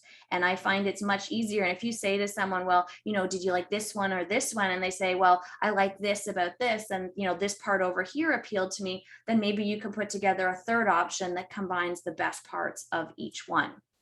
So maybe you come up with a closing date that works, some seller financing that works, and, the opportunity to, do some private lending from them in the future on another deal that you're doing. But in order to make all those asks, you have to build that relationship so that there's a level of trust and respect between you. The other thing that I've found has been really helpful over the years is, and no offense to any realtors, because you guys are amazing. Like when I'm in a market that I haven't been in before, your ability to find deals and to share information is absolutely phenomenal. The challenge that I found is that sometimes when we've got like us as a buyer, we've got our realtor, we've got the seller's realtor, then we've got the seller, and the transfer of information always seems like broken telephone. I don't know if you guys have seen that at all. We've got some truly exceptional realtors out there, but sometimes it can be challenging. So one of the things I like to do is say, hey, do you guys mind? I'd like to put together a 1-pager to share with the seller to talk about what the 4 levels of broken telephone. Yes. So I want to share with the seller, reasons why they might consider being interested in a vendor take back. And you kind of lay it all out on paper for them. And it kind of gives everybody a chance to step back and say, I don't have to remember all these little bits and pieces that I'm trying to convey, and I don't have to educate. And it's just, look, here it is in writing. Let's actually talk about this and talk about the benefits of this and whether it's going to be helpful for your particular situation or not. The next thing we're going to do is to manage objections effectively. And a lot of us, I'm not sure how many people in the room are in sales, but a lot of us, we take objections as something to be afraid of. They're actually a really good sign. In my experience, the worst thing someone can do is not raise an objection and just say no right off the bat, because there's nothing for you to work from. There's no grass there for you to be able to grow something from. Like, you really want to have that. I'd rather have someone say, I don't like this, or no because of this, which gives me the opportunity to go back and craft a new solution, or to ask more questions and probe for what the challenge is, why this isn't a good solution for them, so that I can either present new solutions based on the increased level of information I have, or I can ask for a little bit of time, go away and craft some new solutions and come back and reopen the discussions. And so I welcome objections. And when people show that they have enough trust in me to be able to honestly share their objections, I think it's such a good sign. And it shows me that I believe the negotiations are actually going well. So I really enjoy them. And I like to repeat this part of the process until I have a clear answer. Either I have a clear yes, let's move ahead, and we found the right solution and I'm happy to work with you. Or in some circumstances, we might have a no. But either way, I'm going to ask for feedback. Can you help me understand? Was there something something I could have done better? Was there something that wasn't clear? Feedback is how we improve. And a lot of us spend a lot of time living in this sort of ego land where we're either afraid of, or we're not open to feedback, but we're not going to become better at doing what we do if we don't ask for and receive feedback well from other people. If we're still following the same thought processes and the same decision-making change that we did 5 years ago, then we haven't grown as people. And I think as real estate investors, that's what all of us want to do. We want to grow. We want to level up. We want to build our portfolios. We want to create our financial freedom. And if we're not actively seeking out feedback, I believe it really slows the process. So let's spend a couple of minutes now. And this is where we're going to walk the talk. So this is an in real life example. So let's say you've met a fellow investor at an event, and they are offering you the opportunity to buy an off-market property from them. They gave you an address and they said it's a duplex BRRRR in progress. So again, taking the process that we talked about earlier, before you follow up and book time with the investor to talk about, buying the property, then you're going to reach out to your power team, because step one was we want to collect as much information as we can so that we're walking into the negotiation well armed to be able to figure out which creative financing strategies are actually going to be a fit for this situation. So the realtor tells you the property was purchased a year ago as a single family home for $600,000. Given the natural rise in the market, it's now worth about $700,000. So finished duplexes in the area are selling for $900,000. That's the information that your superstar realtor has provided for you. Now, let's say your mortgage broker pulls a purview report and goes, hey, by the way, there's 3 mortgages on the property totaling $600,000. So you think back and you go, so the realtor tells me they bought it for $600,000, and the liens on the property, the financing on the property now totals $600,000. So the lawyer tells you a contractor has placed a lien on the property for $75,000, which means there's a contractor floating around that hasn't been paid or that has outstanding bills for $75,000. You drive by the property, get out, do a walk around, and it shows you that there's definitely renovations that have been started, but the property is nowhere near completion. So everybody following me so far? Everybody understand the situation that we're talking about right now? We're good? Fantastic. Okay. So I want to get you guys thinking about creative financing. So first of all, is this a motivated seller? Based on the information and the scenario that I've provided to you, Is this a motivated seller? Brandon says yes. Tyler says he needs to pay out his contractor. Brandon says he ran out of cash. Yeah, in all likelihood, that's definitely what it looks like. He's now, into the property for what he bought it for. He still owes more to the contractor and the work isn't done yet. So is there room? Duplex numbers in Kirkland Lake. Corey, you're funny. No, you could buy homes like this in Kirkland Lake for less than 200,000, Corey. All right, so I think we're all agreed this is a motivated seller. And the most likely reason that they're motivated is that they've run out of money. So anytime I look at buying a property, my first question is always, what is their motivation? What is their problem and can I fix it? If their problem is they're going through a messy divorce and they need to quickly raise money to pay out their spouse, their ex, so that they don't lose their house, I can fix that problem. That's not a problem that I'll be buying. If their problem is that this place is a money pit and, the renovations that are required to get it into livable condition far exceed what the property will be worth after the repairs are completed, that's not a problem I can fix, and that's not a problem I want to take on. So I'm always evaluating, can I fix this? Whether it's me personally, whether it's someone in my network, whether it's with my power team and my support. So my next question is, are you going to ask for a VTB? Knowing what you know now, looking at what the situation has told you, are you going to ask for a VTB? No.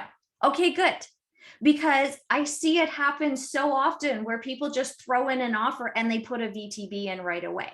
So if you're not going to ask for a VTB, would you ask now? Would you ask for a VTB in the future?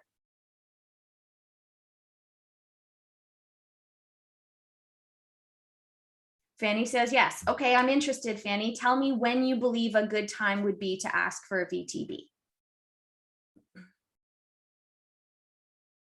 Adrian says, what do you mean in the future? I like that. So I meant if when you're putting in the initial offer to buy the property, if you're not asking for a VTB now, would you ask for it after you've built a bit of a relationship? I look at this situation and I say a VTB is not a creative financing strategy that is a fit for this particular situation. Exactly, Adrian, there is no equity. So I'm going to move on and I'm going to look at other creative financing strategies that might work here. So what other creative financing or what other novel, interesting, fun things do you think you could do that might make this deal work for you? Anybody have any ideas based on that information, what we could do that might make it work?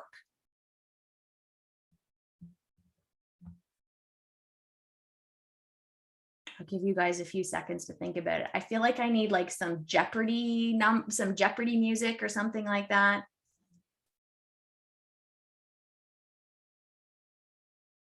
Okay, so Adrian's saying consolidate the financing under one loan. Yep, you could look at doing something creative. Again, if they bought the property for $600, there's $600 owing for financing, plus there's a $75,000 lien on the property, and it's only worth $700. So we're not going to get, there's probably not going to be a lot of room to do some stuff. So Cash said wholesale. Well, I would wholesale the deal if I didn't want to do it myself. But I look at this and I go, maybe there's an opportunity for like a rent to own strategy. So I would assume responsibility, like I would pay a set amount per month, whatever the costs are to cover the financing. And then I would say, I'm going to buy this property from you in 6 months for $700,000, or maybe I'd buy it for $675 because I like to make some money in the buy. So 6 months from now, I'm going to stop the bleeding from you. I'm going to take over this property.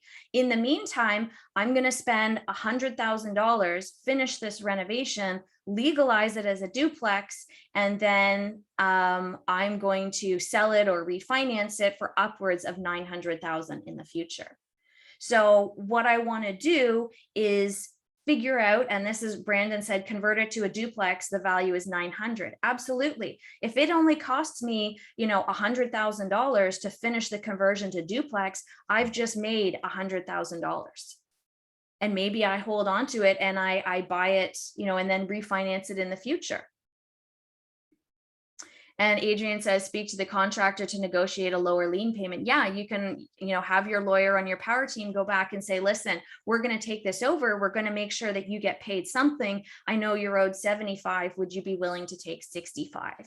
So as soon as we flip out of the what do I need and the traditional stuff, then we start being really creative. How can we help this seller? And again, I'm only interested in helping if it's a problem that I can solve. If it's a money pit, that's not a problem I want to take on. But if there's an opportunity where I can look at something and say, you know, what is the value of the property right now? Let's freeze it there. And then, you know, I'll come in with the balance of the renovation funds. I'll manage the renovation, get it done. Then we sell it and I take some and you know, you're made whole. Maybe that's a good solution, you know, whether it's a partnership or a rent to own or something along those lines. And the next question I have for you is, what important questions do you need to ask the seller in order to lay the foundation to be able to negotiate creative financing? What questions do you think it's important to ask to get the information that we need to be able to start coming up with these solutions? Anybody have any ideas before I go to the next slide? Brandon says, I want the complete backstory. Absolutely. And keep in mind, you will get a version of that. You will not probably get the full story, everything that happened, every mistake they made. Most people are very hesitant to share areas where they have made mistakes. So Janetta says, are they paying to break their mortgage? Okay, so Janetta, are you asking about penalties if they sell or break their mortgage? Okay, so yeah. So this is a list of the questions that I would want to ask to be able to determine which creative financing strategy would work. So my first thing is, what is your original goal with the property? You know, sometimes investors get themselves into hot water because they get so stuck in a scenario where it's like, I'm going to do a flip. I'm going to do a flip. I'm going to do a flip. And then when it doesn't work for the flip, there's no plan B, there's no plan C, they have no, you know, other exit strategy, and it traps them. They're trapped by this property. So what was their original goal? Can I come up with other exit strategies that might potentially yield more money? So maybe, you know, I could sell it as a duplex right now for 900,000, but if I was willing to keep it and do a rent to own on it in 3 years, maybe I could sell it for, you know, 1.1 million. And that might make an awful lot more sense. I'm going to make more money. Plus I'm going to have the higher cash flow that would come from a rent to own. And that's literally all I'm doing is changing the exit strategy. So my next question is, what got in the way of achieving their goal? So do these people have a problem that I can fix between myself, my knowledge, my support team, my power team? Is this a problem that I can solve? Because I don't buy problems that I can't fix. I want to know who the decision makers are. So I might have met this one investor at an event and he says, yeah, go check out my property. But then you find out that that he's got a couple of business partners and that wasn't mentioned, but you're not actually negotiating just with him. Ideally, anytime you're negotiating, you want to have all the decision makers in one place and you're talking to all of them at once to be able to have some sort of speed and urgency in terms of getting this done. What is their break-even point?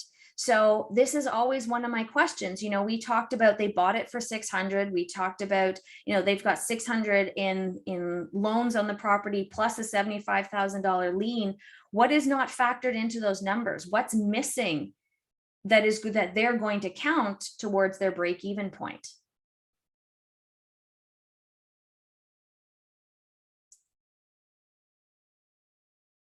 I know it's late, guys. I'm sorry, I'm getting you to think. What critical expense category have we missed in talking about the numbers so that we understand what their break-even point is?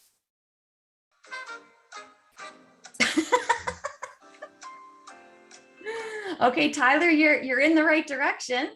Yeah, so there's taxes. What else would be here? What other expenses have they incurred that are outside of what we've talked about? I know you guys know this. 100% know you guys know this. Okay, Brandon said down payment. Well, they've kind of lost their down payment. There we go. The carrying costs. Awesome. The carrying costs and the closing costs aren't factored into this at all. So if we buy the property from them for $675, which is what they owe to other people, they are losing everything else that they have put into the deal. So how receptive do you think they're going to be for an offer of $675? Do we think that they're going to like think this is amazing and gobble it up right away? Or do you think that that's maybe going to take some convincing for them?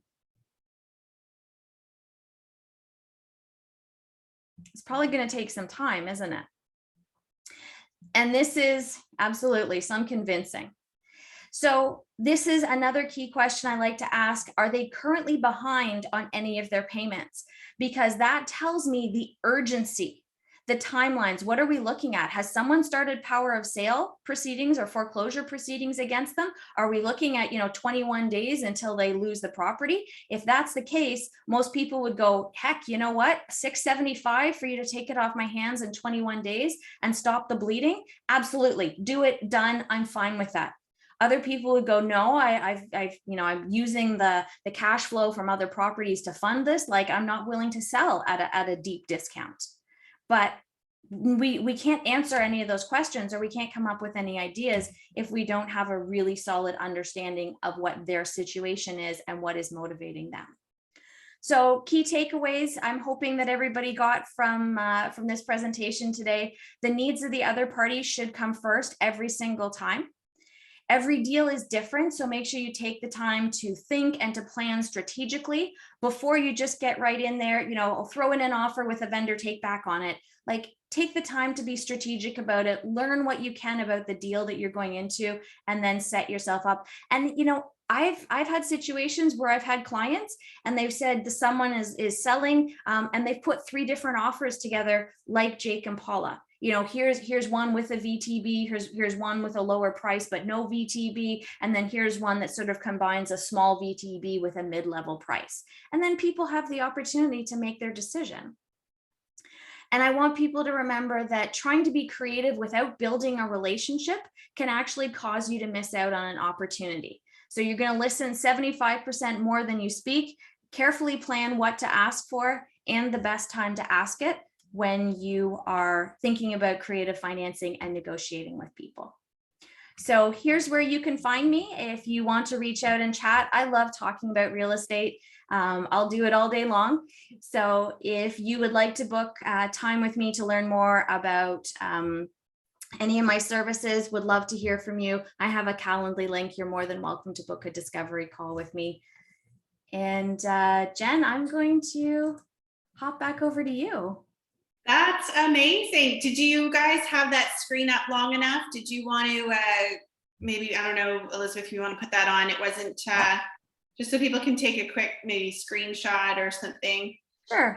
Holy smokes. So was I right or was I right when I told you Elizabeth would be sharing a ton of information and really taking us to school tonight? Like, this is all so actionable and such a necessary part of learning how to be an investor, is learning everything that you just said, negotiation skills and really being a great listener. Oh, Corey's got the emojis. Thank you, Corey. Fantastic. That was awesome. I'm going to pop in here and see what we have, because I did notice some questions. Now, I don't know if you maybe had answered some along the way here. I kept an eye on the chat box, but when I had the screen open, I couldn't see the Q&A. So I can see Ben had, no, we're good with that one. So Tyler had said, so is step 1 lining up private lending, or should you look for the deal first? That's a fantastic question, Tyler. And it's a little bit like the chicken and the egg, like which came first. In my experience, when you're being strategic, I like to learn what my financing options are first. So like with my coaching clients, one of the first things we do is we get connected with a good mortgage broker and figure out, are there financing options available there? And if it's okay, we need to look at joint venture. If, you know, A lenders are exhausted, B lenders, it's not going to work. So we're looking at joint venture partners and private lenders. Then we're already starting to build that as we're starting to look for deals. It's a lot easier to have a deal and look for partners or lenders than it is to start fresh and say, hey, I don't have any deals or anything I'm working on. But what you can do is do samples. So you can say, hey, here's a property that's on MLS. This is what I would do with it if you don't have a lot of experience to work from. You can say, you can create the way I created a scenario. You can do something similar. You can, run the numbers and say, this is a property I was looking at. This is the structure that I was looking at. These are the types of returns it would have generated. And if you're interested in properties like this, give me your email address and I'll send it out to you when something like that comes along. It's finding deals right now is the point of scarcity. There's a lot of options out there. There's a lot of people looking for deals and opportunities, looking for places to park their money. So the deal pipeline is really where the scarcity is. And that's where I think we need to put our focus. But I think it's a mistake to look for deals without at least knowing, do I have financing options available and what are they? Great point. Great point. Kristen is asking, what are your thoughts on letters of intent if you find the partner before the property? Good question, Kristen. Personally, I don't mind letters of intent, but I wouldn't want to hold someone to something. Do you know what I mean? Like, I wouldn't want to say if someone has, the ability to do one deal and I don't have anything for 6 months, I don't expect them to wait for me to find a deal. If they have an opportunity that's come up, then I would expect them to do what's in their best interest. So I'm going to make sure that we have, a conversation about realistic expectations and what needs to happen. I don't know. I'm a little bit like, I was super intense when I started investing in real estate, and I would hammer stuff and I'd be like 10 o'clock at night and I'm on the phone and I'm negotiating. And I find that what's happened over the last few years is I've kind of stopped and I take a breath and I'm like, I've got this. Like, I don't have the pressure. So I'm like, what's supposed to happen will happen. And all of a sudden, just by letting go of this like insane need to control everything, I'm like, everything has a flow to it. And so I believe that when I have a deal, I will have the right investor. I will have someone to partner with. One of the biggest mistakes we can make, and I've made it, and I'm willing to talk about it. One of the biggest mistakes we can make is taking on partners without making sure they're the right fit for us. Because you're committed to them. You're locked in. The only way to get out of it is to sell the property or one party buys the other out. So making sure that, you have the right partners in place if you're in a position where you're JVing is really important. It's not having a warm body in the room, it's having the right person. Great point. Let me see. Shawn, did you have any questions come up? I'm just trying to get back into the chat here to see. I don't see any more. No, you're shaking your head now. Okay. That was a ton of fantastic information. And I don't know about you guys, but I took some pictures of the slides as they were going up. But we will, normally I record all these on the Onria page. I know, Elizabeth, you're hosting this since we had to flip over to you. And thank you again so much for your help. And tonight, this wouldn't be happening right now, guys, if Elizabeth wasn't like, hold on, I got you, I can get this done.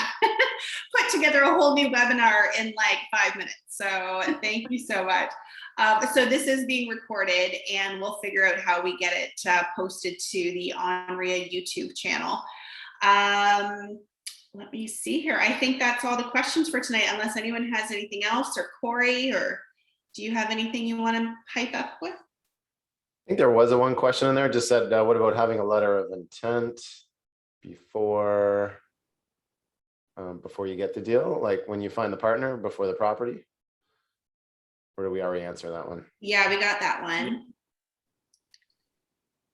I think the main thing here, guys, is the only way you're going to be able to practice negotiation skills is to start actually going out and putting in offers, right? And talking to people. So with that, if obviously Elizabeth has she's quite good at education, breaking things down and explaining them in a way that's digestible, if that makes sense. Because I know a lot of times when we talk about, real estate investing, it can seem very sort of big picture. Whereas, I love that you gave an actual example of like what might happen, which is fantastic. So reach out to Elizabeth if you are looking for any coaching or you're looking for some more help in this area. She is obviously extremely knowledgeable and willing to help. Thank you so much, Elizabeth, for your time tonight.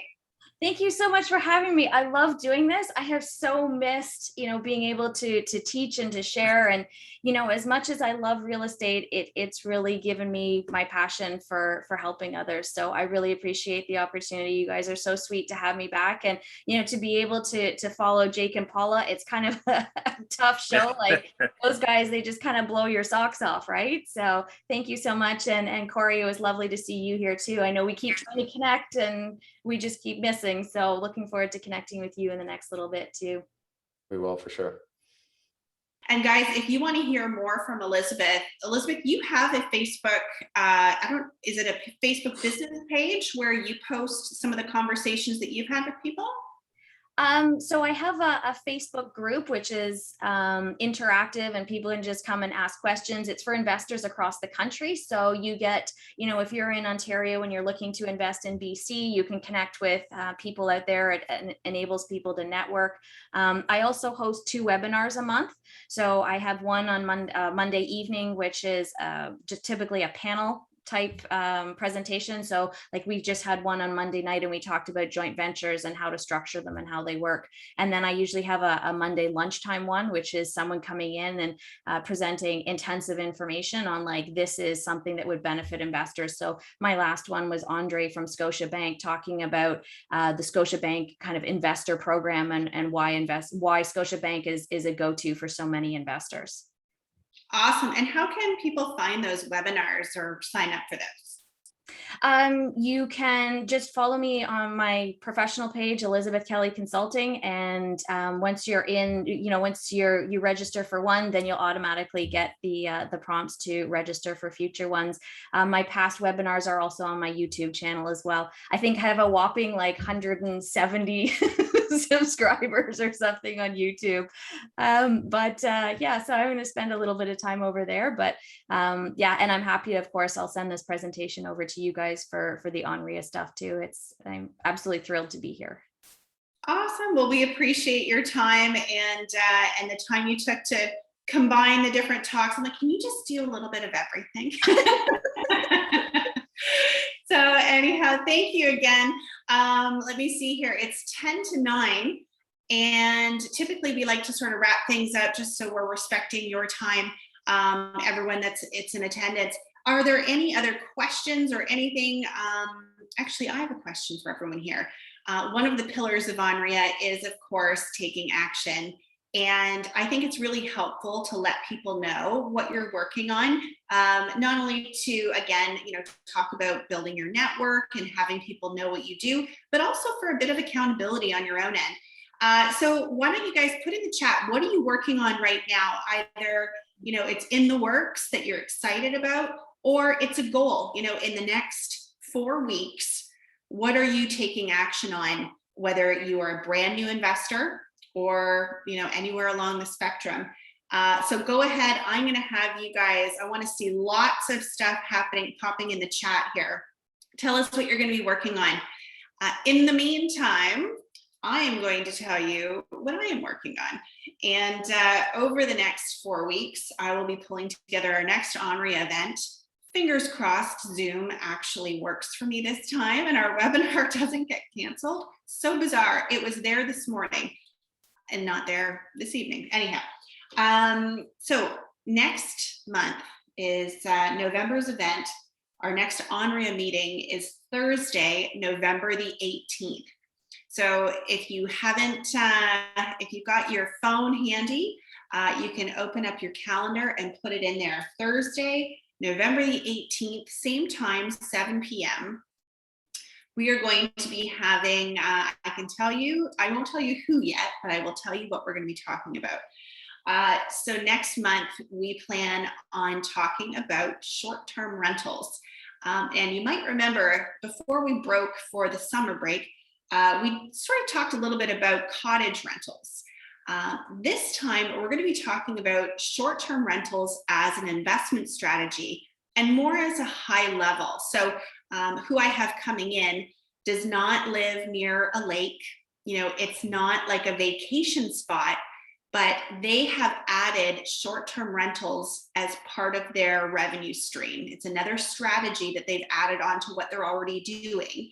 And she's going to share, you know, systems. She's going to share the tools that they use to manage their short-term rentals. So like Paula and Jake were saying, you know, they realized they really didn't like being landlords. Perhaps short-term rental strategy is something that you want to take a look at, and that might be something you want to do. The other, we're going to have a panel as our other speaker. And what we're going to be talking about is failures. You know, I mentioned this. I did a live on the weekend. Shawn and I won some awards for investing and that sort of thing. And the first thing I thought of after we walked off that stage was not all of the highlight reel, but the things that we failed at. Because I think that's something that needs to be talked about more. You know, there's going to be wins, and that's a great thing. You need to celebrate those wins, but there's also going to be things that don't go the way you plan them to go. And it's okay. It's part of the process. And I think we sort of, when we only talk about the wins and we only, you know, talk about that side of investing, it's not realistic. We need to talk about the things that don't go as planned, and how do we, you know, navigate that? What have other investors done to get through those fails? Because, you know, the people I have coming on are all very successful, and it's just part of the process that's going to happen. So that is planned for next month. Make sure you put it in your calendar. I'm going to go back here and see what people are doing in the next 4 weeks. So what do we have here? Paula is going to buy a property in Florida. Yeah, come join us down here. Let's see. I don't know if it's Kayana or Kajana. I'm sorry. Wrapping up a duplex conversion in Windsor. Awesome. Looking for multifamily property in the Chatham-Windsor area. Great spot. Corian is refinancing your first income property. Excellent. Refinance that baby and put it back to work. Getting my development moving again. Corey, fantastic. Offering on a cottage rental. Good. Offer went in yesterday. Whereabouts, Corey? Let's see. Ange, setting up an entity for investing in the States. Oh, you know what? Not a bad idea. And taking a course this weekend on Canadians investing in the US. Is that with, oh, I just lost his name now. I can see his face. Who is it? Glenn Sutherland. Len Sutherland. I could see his face in my head. Let's see. Sandra's going to see a potential property this weekend. Alex and Tanya closing on 2 projects, 1 flip, 1 fourplex. Amazing. And a conversion. 3 flips, refinance to pull money out to do a JV multifamily. Nikki, well done. I love it. Lots of stuff going on there. Working on financing your 3rd property, rent to own from Janetta, multi-fur, Airbnb, looking at retirement. Woohoo! Retirement, love it. Let's see, so much going on. Buying another 60 units. Was that you, Shawn? Are we buying another 60 units? Oh, we are. Okay. You know, I love that you're learning about it on here. Thanks for keeping me in the loop. Okay. Let's see. Lori and Matt selling a flip, closing on a new flip, and looking for our first short-term rental. Yeah, you know what? Short-term rentals, it's a really interesting strategy that people do differently, right? They don't have to all be lakeside, you know, in a touristy spot. There's lots of people that do really well performing short-term rentals in like a subdivision, which is very strange to me. So I'm interested in learning about this a little bit more. And to be quite honest, I think given the nature things happening in Canada, I think there's going to be a lot of staycations for the next while. So short-term rentals is going to be a great strategy to get into. Amazing, guys. Thank you so much for your time and for joining us and rolling with the punches tonight as we had to flip over to a different meeting. You know, I really appreciate your time. And if you got value out of this evening, then I would love if you would say so online. You know, talk about us, put us in your stories or make a comment, tag us. I'm probably giving you too many options here, but make sure you definitely head to our Facebook or Instagram and like and follow and all that good stuff. In the meantime, I'm hoping I still have everyone's email addresses and I can send you the link to the replay. If you do not get that link, just go and follow us on social media and I will be posting the link there to our YouTube video. Okay, the recording of this tonight. Okay, anything else, Shawn? Did I miss anything? I feel like I'm rambling a little bit. No, that's great. Just wanted to also say thank you to the speakers for tonight. Both were awesome. Enjoyed both of myself, and thank you, Jenn, for taking the reins as usual and doing a magnificent job. So thanks everybody for joining us again for Andrea now that we're back after the break, and looking forward to another one next month. Awesome. I'll be there for sure. I'm excited. And congratulations, guys. Huge honors this weekend and so well deserved. Thank you. Thank you very much. All right. Well, Elizabeth, I will leave it to you to close us off for tonight. So thank you again. And everyone have a fun and productive month. Bye, everyone.